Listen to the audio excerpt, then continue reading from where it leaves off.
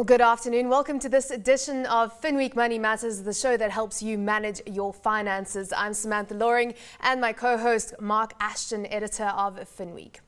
Coming up in the show today, women in the United States are the largest economic force in the world. In fact, we unpack the state of the she-economy here in South Africa, and the business of horse racing is a risky one. We take a look at the investment opportunities that lie therein and whether you can in fact make money from that.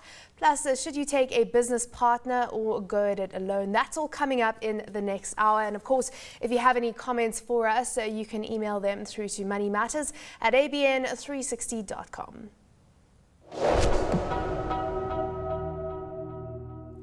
Well, women are arguably said to be the most influential economic force across the globe in the next decade. And if companies are serious about seeking out growth markets, then this is one they should be targeting. This is the conclusion of the Finweek cover story this week, which unpacks the South African she-economy. To help us unpack this further, we've got a panel of female guests, excluding Mark, of course.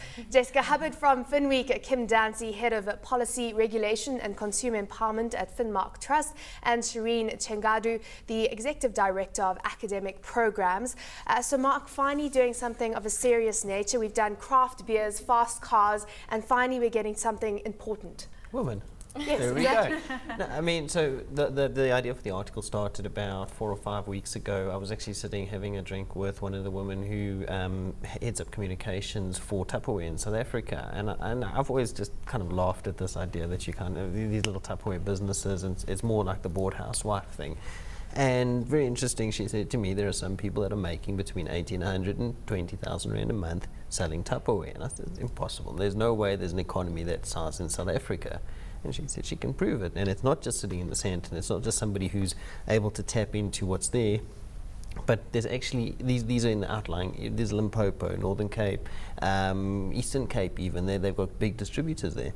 And I said, you know, this is something really interesting. I couldn't believe the size of it, and I think it's quite relevant because, you know, there are a lot of, let's use the First for Women example. You know, there are a lot of products being geared toward women, but businesses are increasingly having to consider this as a target market. I mean, we can joke about how they control the purse strings in the house, but it's becoming a situation where they're genuinely not just controlling the purse strings and managing the budgets, but they're actually serious about, you know, they're actually their career. There's no longer this glass ceiling that's there. They run businesses, they manage a very big spend, and you know, it's a serious economy. Well, I certainly relate to the Tupperware story because my grandmother, in fact, was one of the founders of Justine here in South Africa, and was the breadwinner in the family and made a lot of money and was very successful as a result of that case study and case model, really, rather, that worked. But Jessica, you wrote the article, so tell us about the kind of views in terms of contribution that women can make to the South African economy. It came out very strongly that women are very much still on the periphery of the economy, but there is massive potential.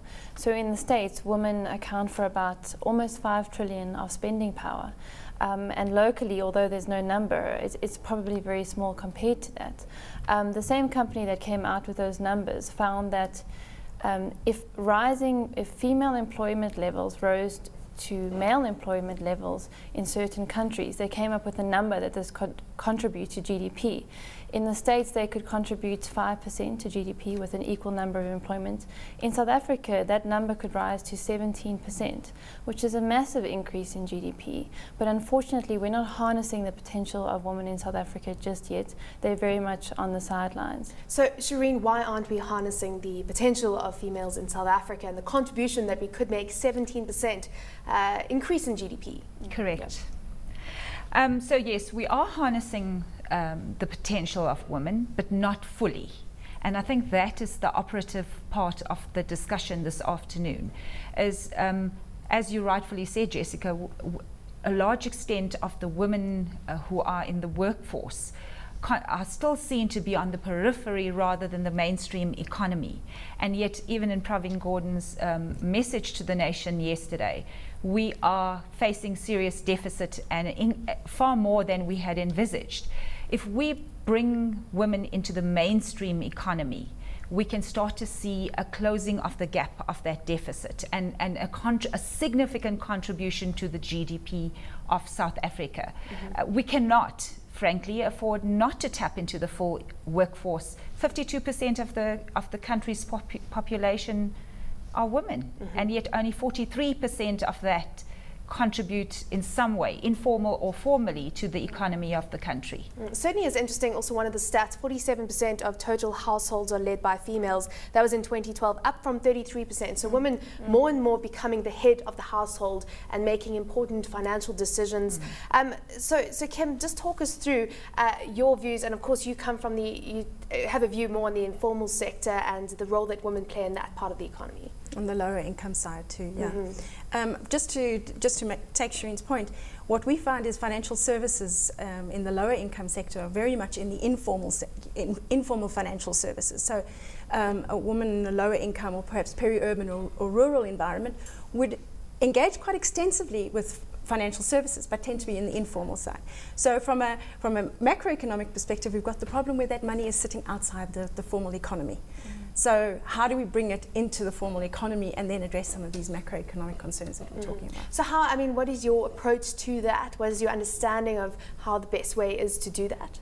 Well, to a large extent, those financial services in the informal sector work. Savings and credit groups work, stokvels work, burial societies work. So the challenge in part is to create products that are appropriate, that overcome some of the challenges like, it's bleated about all the time, bank charges, but it is an issue. The documentation required, it also is an issue. So these are some of the challenges that face an entry from an informal financial services behavior to a formal financial services behavior. On the other hand, women are 69%, according to our FinScope studies, 69% of women are banked. That's relatively high. But on the other hand, SASSA, the social grant payments, account for quite a bit of that figure. And it's not a real financial services engagement. It's much more, my social grant is being paid into my account and I pull it out as a once-off withdrawal. So are we seeing the formal financial services institutions getting involved here and targeting the sector actively? I think they're trying. If you look at many of the banks, they've really tried to look at products and services that go into that market. And the advent of mobile banking has given opportunities beyond what could ever have been imagined. I also credit the Mzansi account, although not necessarily a successful product in itself, but I do credit the account as having given the focus to low-income individuals. So I think banks' formal financial services sector is trying. I'm not sure they're succeeding yet, but they're trying. And part of our role is to try and make that conversation between what they are trying to build and what is actually happening there easier. I don't know, why is it appropriate to have a specific insurance product for a female? Why do you need to have gender products? Why do you need insurance products? What else is there? Bank accounts specifically targeted at females? Well, I think if you think about a lot of the products that are designed, they're designed by guys. They're sold to guys. The idea has always been guys are the primary breadwinners, and I'm telling you, it's a very, very generic, simplistic comment. But essentially, a lot of financial services. You can go look at the U.S. banking sector. It's primarily male-driven, high risk, and the idea of leverage is there. The idea is you're actually playing with somebody else's money. And I think that if you look at the products that are being structured specifically for women, they treat it as your product. The women are there looking after family. They've got a different set of profile, a different profile for it. But of course, it doesn't have the same attractive payoffs that traditional investment products may have if they were aimed at a sort of a hard-running male demographic. And I think that's quite an important distinction to make. Is what's that money actually going to be used for? And I guess, one of the questions I have is how do you unlock that money that's there? We forever taking the stokvel example and saying there's billions sitting there, and the asset managers sit there and they say, if only we could get our hands on that. So Mark, don't you think it's a question of trust? Or is there a regulatory factor that keeps them out? Is it a question of trust, maybe from past experiences? I agree. Going into a bank and having the door constantly slapped in your face because there isn't the appetite for risk on the bank side when there's a need for a loan. So as a result, microloans and the schemes that you talk about that are so successful. So I think it's not as simple as saying that there isn't a way of getting in. It's actually how do you get in? How do you actually tap into that sector in a way that shows you actually understand that I mean, sector. I agree, and I think that's exactly the problem, is that products have been very commercialized.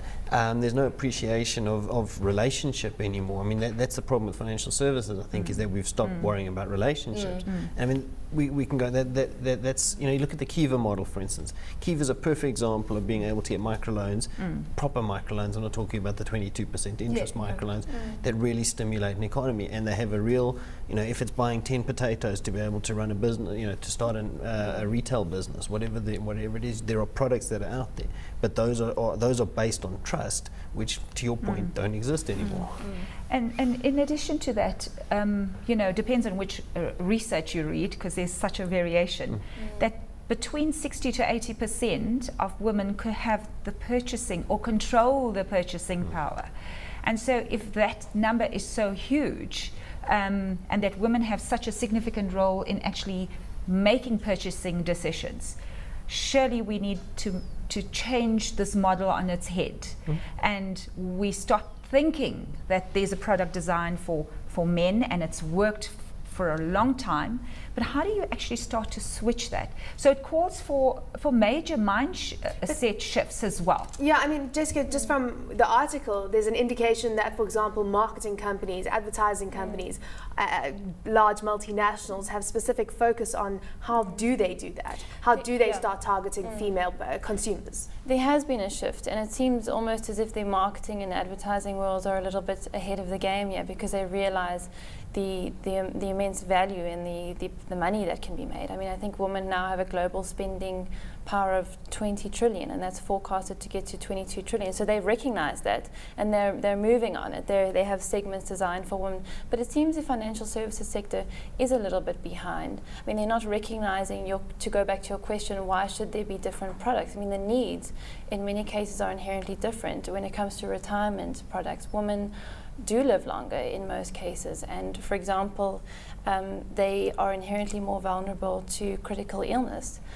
Discovery Life came up with the stat in 2011 that more than half of the claims made by women were cancer related, whereas for men only 30% of those claims were cancer. So the needs are different, and financial services need to start taking into account and designing products specifically for those needs. Yeah, I mean, Shireen, maybe this is probably your area of expertise, but I mean, South Africa has a very closed economy as it is. We don't have a very transformed economy, whether it's by gender or by race at the moment. I think we have a very, very concentrated, and you know, we can bank bash if we want. There's 4 banks in South Africa. They're still traditionally run by guys.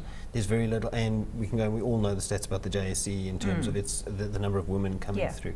We don't have women-led businesses, and we have very few traditional role models that people can, and I mean, you know, that's why I love going to the Gibbs forums. Often you see the most amazing people that you would never see make it into mainstream media, because the businesses they're running, Manpower, you know, for example, is somebody that's sitting there running a very, very powerful and successful business, and nobody knows half the time that these people are there.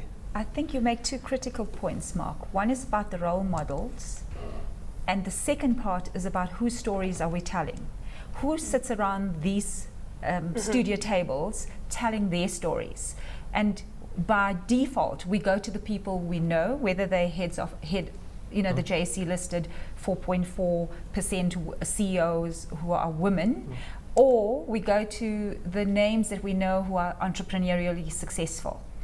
So instead of using that model because it's worked so well in the past and we know we're going to get great stories out of these, let's look at those stories that have gone through the knocks, have failed, and have actually come through with a great success story. So I think also the role of media is important in telling the stories and in capturing different voices. Yeah, Kim, just give us your view on that firstly, and also what you find women do with their money that they earn. I mean, do you find that they're quite financially savvy in the informal sector?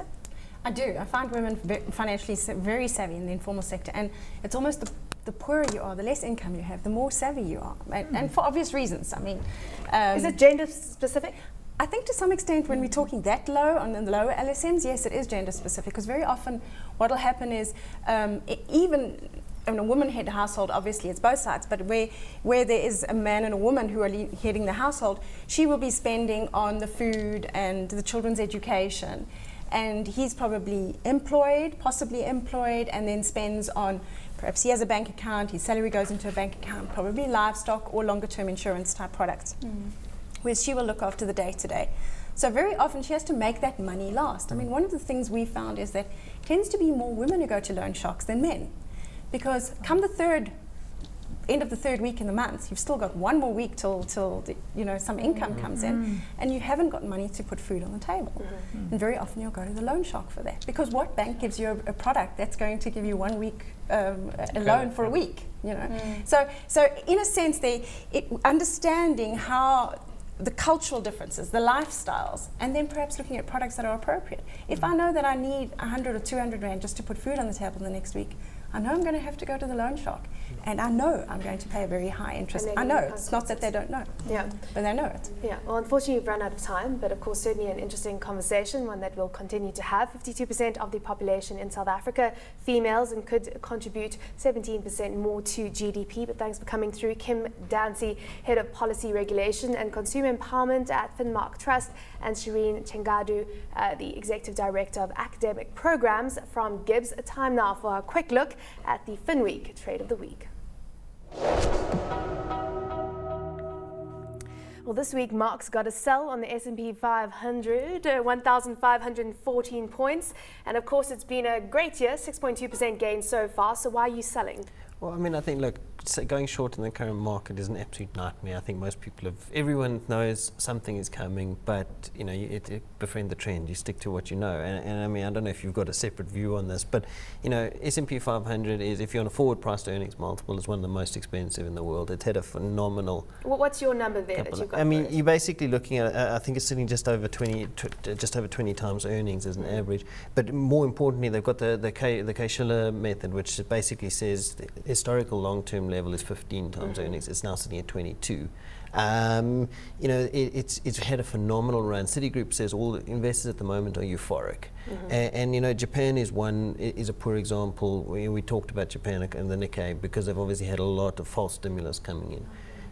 The US is different though, because they've now said quantitative easing is starting to come out of the system. Yesterday, actually, surprisingly, they didn't let the tax cuts get put off further. So $85 billion in tax cuts are now being taken out of the market. That affects schools, the army, the guys. That's money that's not going straight into the community. They say they're going to chop off 0.5% from GDP in the US. Exactly. So I mean, I think you have to start thinking maybe it's just a bit of downside protection. But I think I think things are looking quite choppy. Well, something to think about. Thanks for that. Thanks. It's time now to pay the bills here at CNBC Africa. We'll be right back after this short break.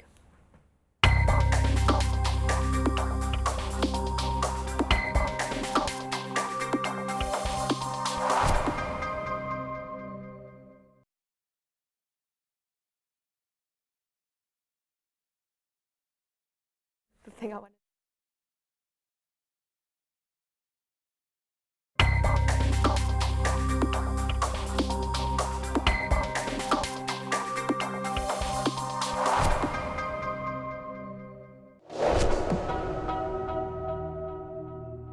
Welcome back to Finweek Money Matters. Now, we all know about the glitz and glamour attached to the likes of the Durban July and the Met, and for many, the idea of owning a racehorse is appealing until you start trying to add up the costs. So we look at whether it's financially viable to get into the racing game and whether or not you can actually make money while having some fun. Joining us to discuss this, Jessica Hubbard from Finweek, a journalist, obviously a Finweek journalist, Catherine Hartlead, founder and co-owner of Imagine Racing, and Tom Callaghan, CEO of Thoroughbred Breeders Association and Bloodstock South Africa. Tom, I'll start off with you. What's the going rate for a thoroughbred horse? Before we get into the cost of maintenance, the cost of rearing the horse, the going rate of a top horse that could be this July's winner. The average price of a yearling, which is an unraised horse, was about 200,000 Rand approximately in South Africa. But the prices did range this year. We had a sale recently in South Africa that went to 3 million Rand. This is for an unraised horse that's never seen a racetrack, never been backed. But the prices do start at zero. We've had stories of horses that win races that cost nothing, that were throwaways, and they go and dominate. We had a horse called JJ the Jet Plane, who many people who don't follow racing will have heard of. And I think he cost 80,000 rand, and he went and won one of the big races in Hong Kong. Sure. And I mean, he won millions. So you know what? It's the So price that's a gamble, though. Hey, life is a gamble. Yeah, I mean, Tom, maybe starting point from my side. I mean, the idea of laying out 3 million for a horse. I mean, it sounds like that's a big investment. I mean, it's a big investment in anybody's language. I mean, what are the trends that are happening there at the moment in terms of average pricing? I guess a starting point. I mean, do you have the chance? What are the chances of actually recouping some of that? Slim, very slim. Yep. I'll tell you what. If anyone asked me if this is a great investment, my first answer would be yes, but in a lifestyle. It's an amazing way of life. Yep. And for people who haven't experienced it, you have to experience it. Racing has a myth about, and I'm sure we all have it, my kind of age group, us under 20s, of that it's dodgy and it's got all sorts of negative connotations. But things have changed drastically. It's an amazing way of life. You get outdoors in this beautiful country and you work with animals that are truly, they're pure, they're honest, and the owning a racehorse is an expensive hobby, but Catherine will talk about, there are ways to make it a lot cheaper. To recoup your money, very difficult, unless it's a top racehorse. So, for instance, our top racehorse in the last couple of years has been a horse called Pocket Power. He won about 10 million rand, and he cost 180. So, yes, you can recoup it if the horse is good enough. If it's got stallion power, that's where you make your money. There's a horse overseas at the moment called Galileo. It's the top stallion in the world. He covers 200 mares a year. Which is it's a busy. He does 4 a day over a season. He's a machine. Yeah. 300,000 euros for one cover. So that's 60 million euros for a year, and a 10-year active covering. You would do the maths in euros. It's phenomenal. He is a freak. He's an absolute machine. He was a great racehorse, very well bred. Sounds like Usain Bolt. Oh, The he equivalent teaches to the Usain Bolt a lesson. I can tell you that. This horse is, I don't think Usain Bolt could keep up with Galileo, but he is part of the dream. And I think in life you give up dreaming and you work in a corporate job and you might earn lots of money, but you go and push papers around a desk. This gives people, anyone could do it. It could happen to anyone. This horse, JJ the jet plane, he came to a sale. He could barely walk. His legs were so bad. They laughed at him. Like he's a weed. And guess what JJ went and did? He made some very normal owners into very special people. Catherine, what's your advice for getting into this business if you're getting into it from an investment mindset? From an investment point of view, again, as Tom mentioned, you don't always want to go out there saying it's purely an investment. It is an investment in a lifestyle. It's a lot of fun to be had to go racing, particularly with a group of friends or a number of you go together. And our view on it is really from a syndication point of view, where you get involved on a shared ownership basis. So you're splitting the cost of the horse, you're splitting the cost of the keep, and obviously you're splitting any winnings between you. And obviously it's a great fun thing to do with a group of friends, even from a business perspective. We encourage people to get involved as a business, either as an incentive for their staff or even as an incentive for clients. So and does that happen in South Africa quite a lot? Well, it's getting there. We're working on it. It's quite big. It's much bigger in the UK and in the United States and in Australia. And from a shared perspective or syndication perspective, it's been very small scale here, largely driven by specific trainers who will do it specifically out of their own yard. We're looking at it from an Imagine Racing perspective, where obviously that's one of our focuses is to grow that market through ourselves and through other people. Again, it's just persuading people that this is a fun thing to do. So instead of spending your Saturdays playing golf, you can go racing with a group of friends, and it just makes it that much more exciting when you're actually an owner of one of the horses. And ideas of costs? I mean, give us an average idea of what it costs in a month-to-month basis. Just from a maintenance perspective. Cost perspective. Well, the training fees vary from centre to centre and from trainer to trainer, but you can probably look on average a straight training fee 6,000 to 8,000 rand a month. That's excluding normally your nominations for the races, your farrier bill, your vet bills, etc., etc. So including a lot of expensive items. They do. They're athletes. They're super athletes, and they have to be kept racing fit. They need a lot of care. They need a lot of attention, and obviously that comes at a cost. And if an unfortunate event that one does end up with veterinary fees, that can be quite costly. But obviously, you hope that that's not that often, and also you make sure that you're hoping that the horses are going to make that money back on the track, or at least you know, they're covering their costs for you is really the place that where you want to be. Depends what you pay for a horse. I mean, I've got some partners in a horse that we paid 50,000, 2 people, so it's 25,000 each up front, and our monthly costs are 3,000 each. So you do split, you know, between 2 of you or 3 of you, it becomes a lot more affordable. You spread the risk, and the chances of that horse winning back its prize money is very good. Yeah.